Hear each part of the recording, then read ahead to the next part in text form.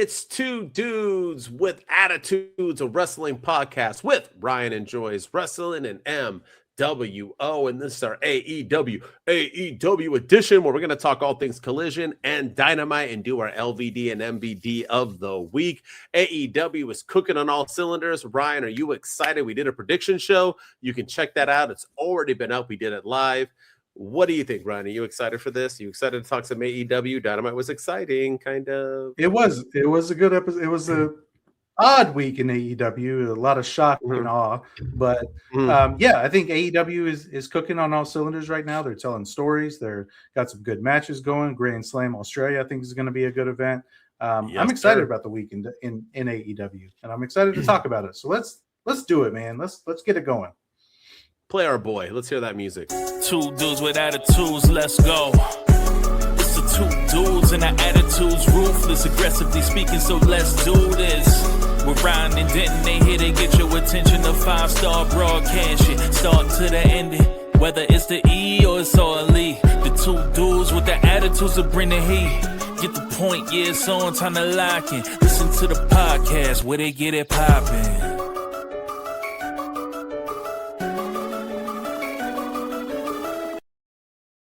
Yes, sir. And let's get right into it. We're going to start with some Collision that happened last Saturday. Two pretty important things went down, and we're going to break them down. Number one on Collision, Ryan, we had our boy and your boy, our boy, everyone's boy, Hook, the man who loves himself some Doritos.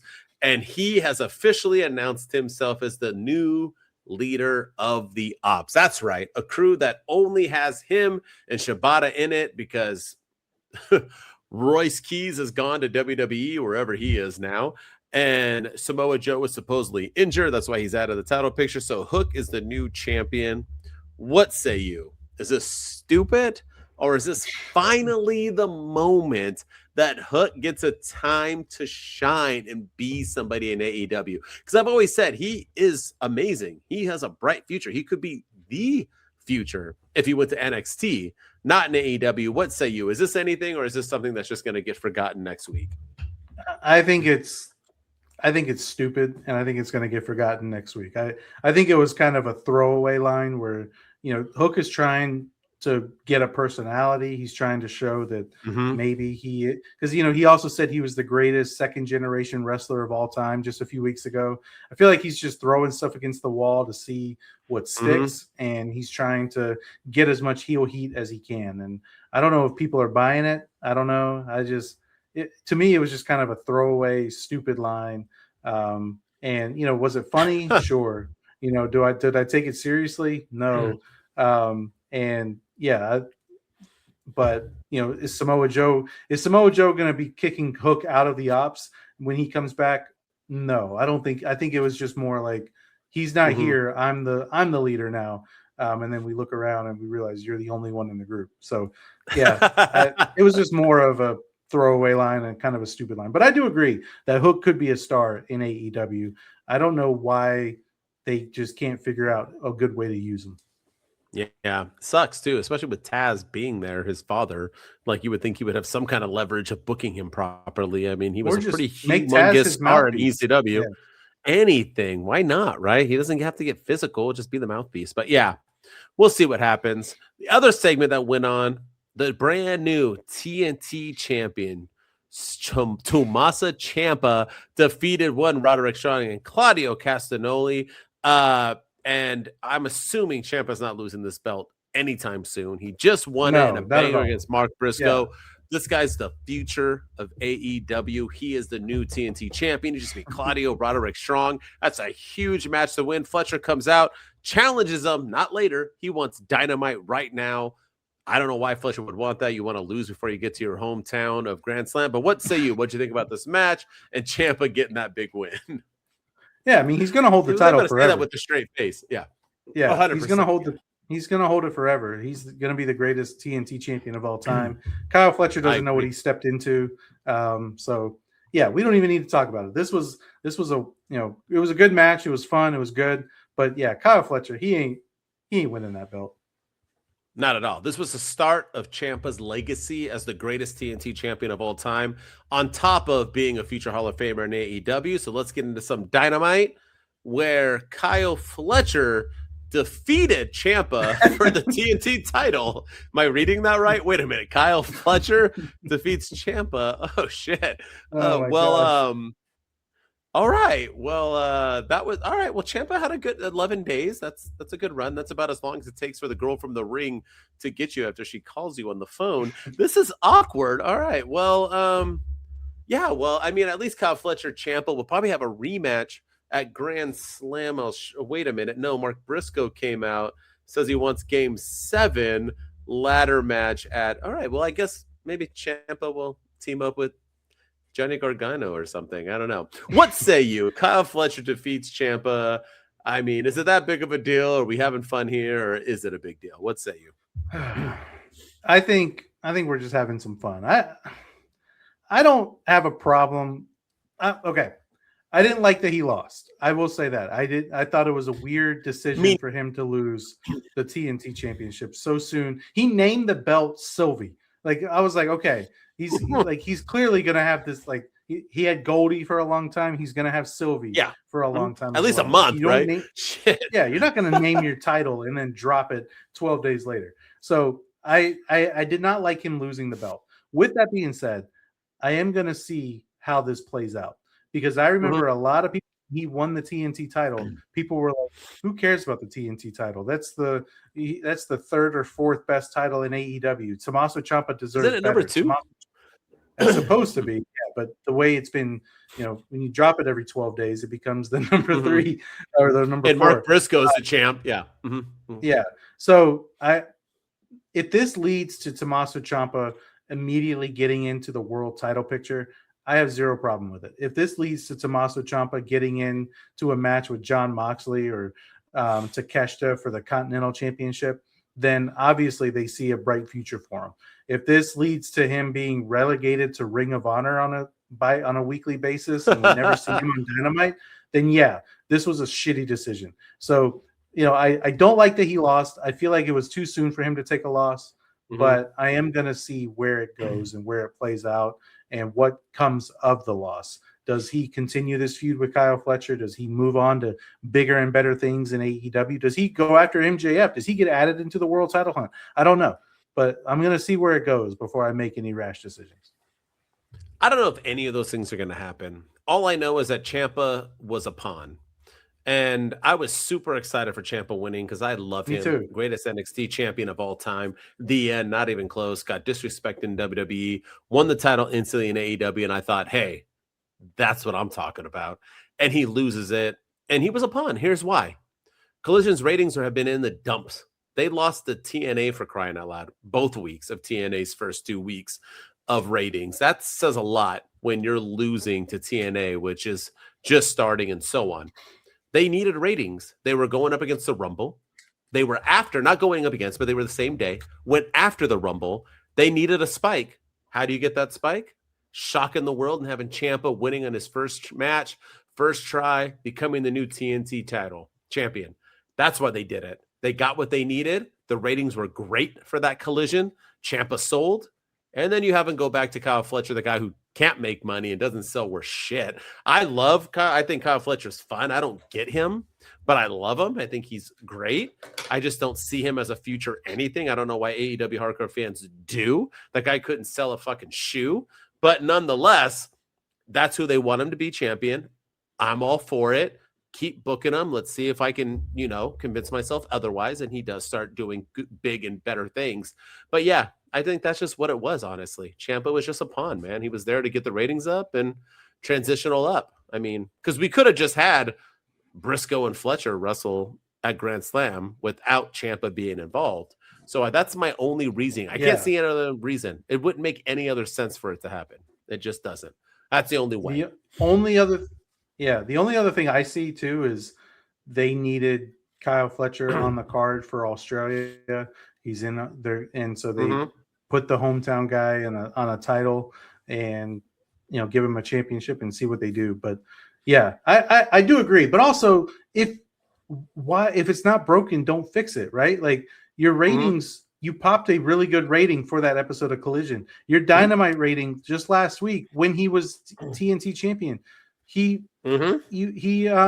beat NXT. Like they did a great rate. They've been doing better in the ratings. They've been growing their audience from 525,000 to 650,000, 645,000, whatever the numbers are. They're going up from where they were. And I think Tommaso, I mean, I don't think it's a coincidence that the second Ciampa comes to AEW, those ratings go up.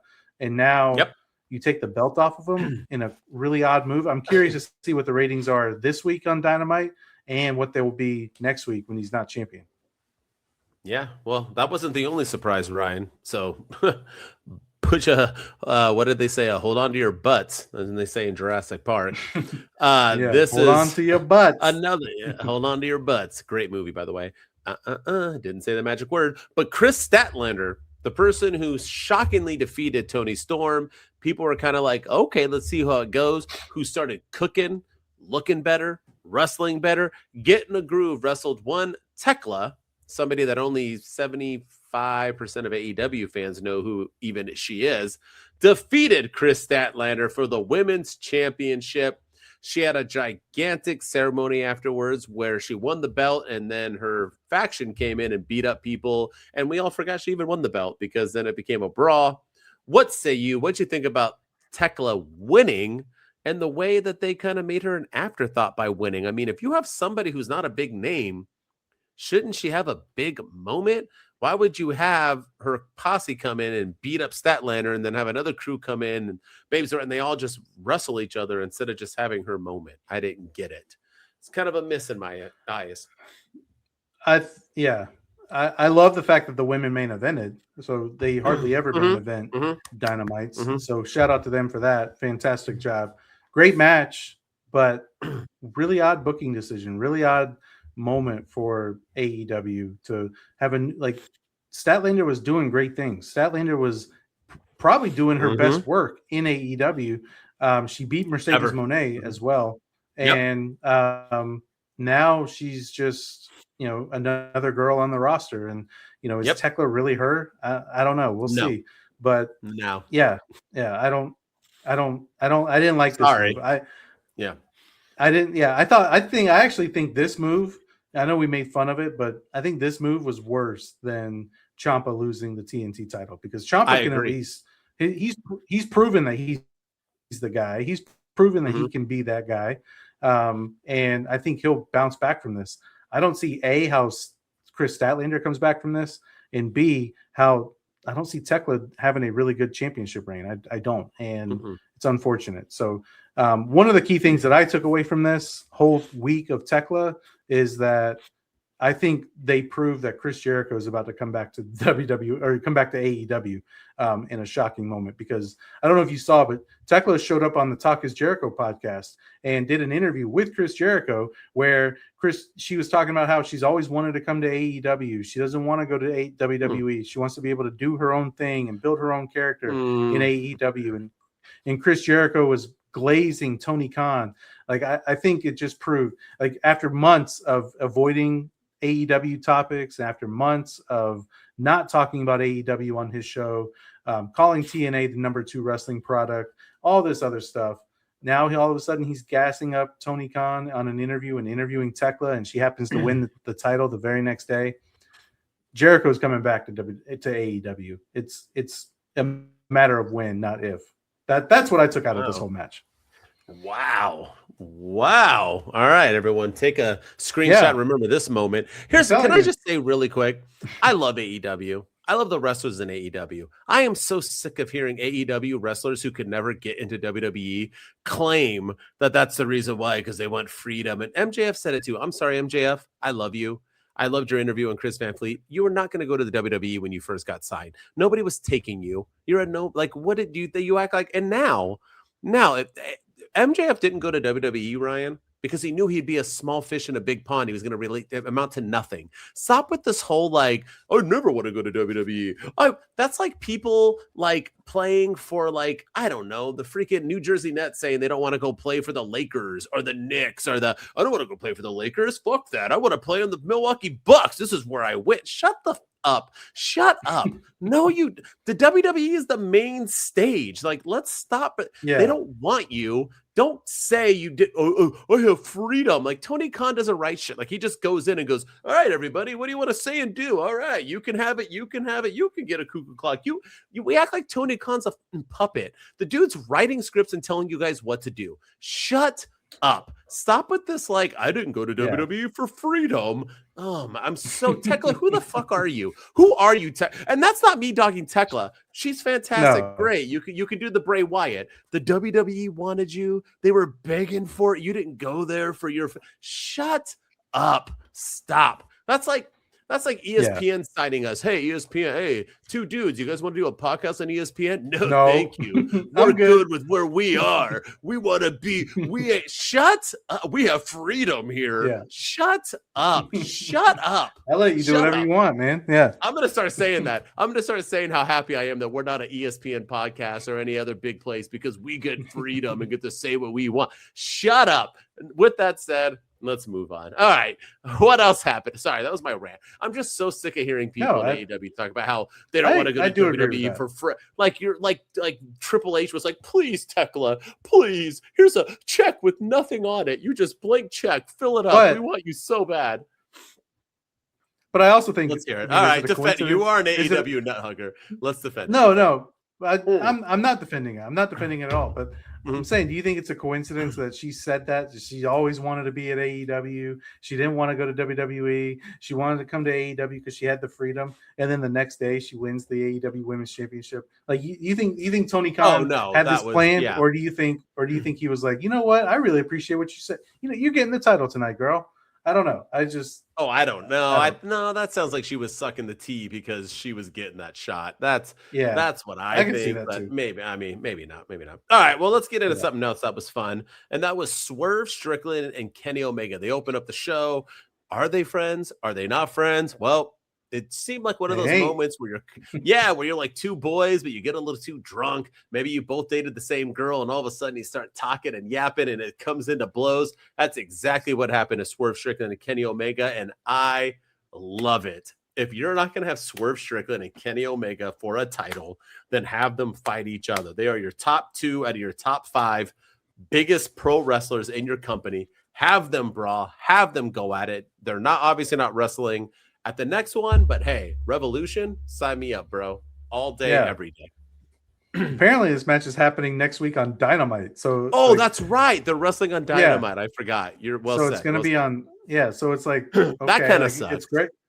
Yeah, but maybe it's going to lead to something else, and we're going to get the blow off match at Revolution or something. But I did like what we saw, and the thing that I liked was it was different from both guys. You know, because Swerve's been kind of acting like the heel in this feud. You know, he's been kind of like, you're the EVP. You know, you've been taking shortcuts. He's been, kind of dogging Kenny Omega. But Kenny Omega also kind of acted like the heel by, bitch slapping Swerve Strickland and kind of causing the whole fight. And so I did like the promo. It was one of those where I'm like, all right, I see where Kenny Omega's coming from. I see where Swerve Strickland's coming from. Our generation has passed you by. I still got it. I think I can beat you up. Those kinds of things. And at one point, I'm on Swerve's side. The other time, I'm on Kenny Omega's side.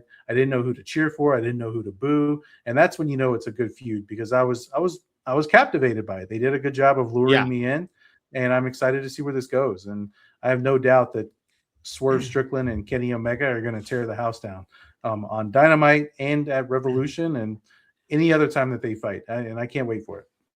That's almost AEW in a nutshell, right? There's no good or bad guys. With that said, the Young Bucks won their number one title opportunity against FTR. The Young Bucks are your new number one contenders. That's right. The Young Bucks, the tag team that basically, when they were the face of AEW, the company was dying, and as soon as they took it away, AEW is thriving again. But nonetheless, Bucks FTR for what is this? If we have Briscoe Fletcher 7, this is Bucks FTR 77.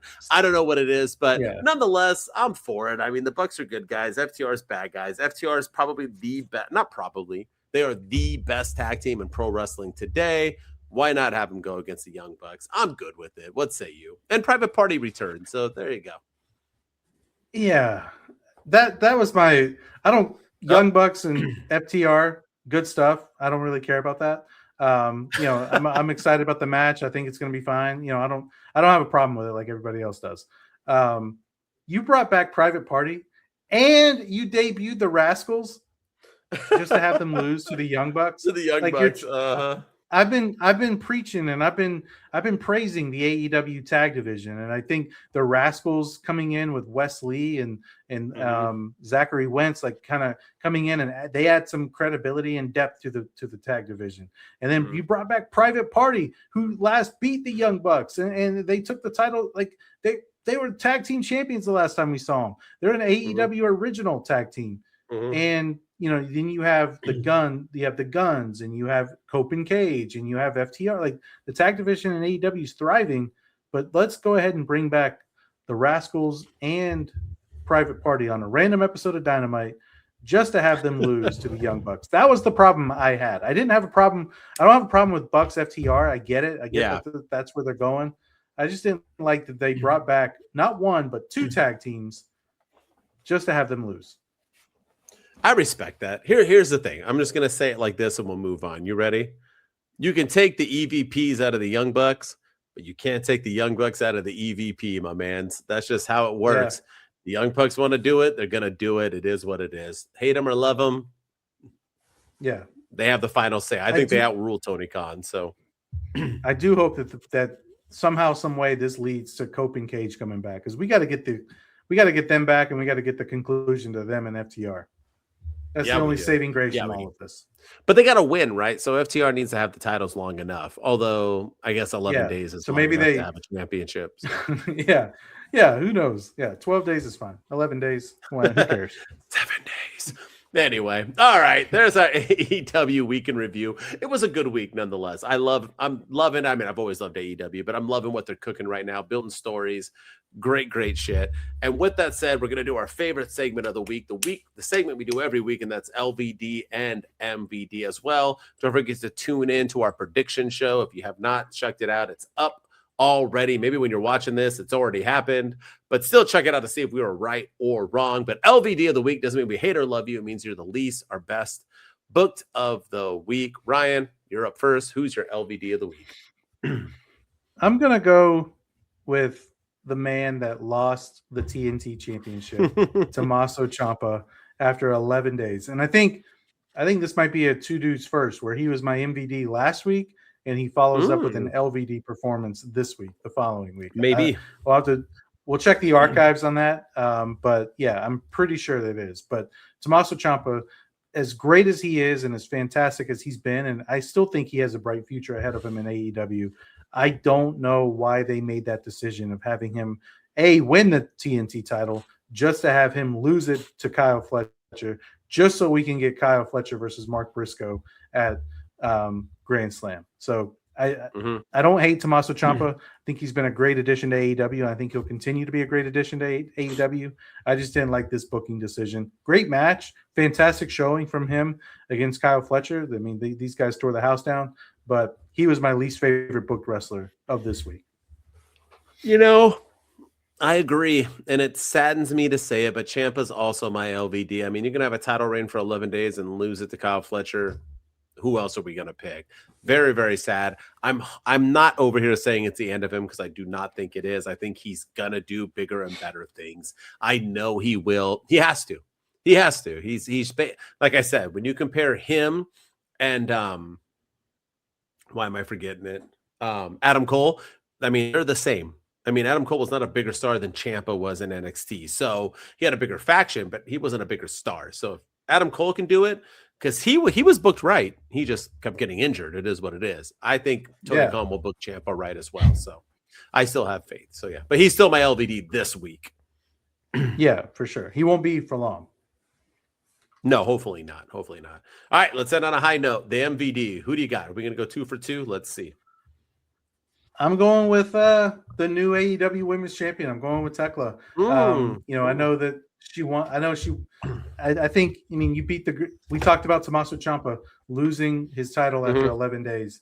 This girl beat the girl that beat Mercedes Moné and beat Toni Storm. Ended Toni Storm's reign, one of the greatest women's champions that AEW's had. Kris Statlander beat her, and then Thekla turns around and beats Kris Statlander in their first match together.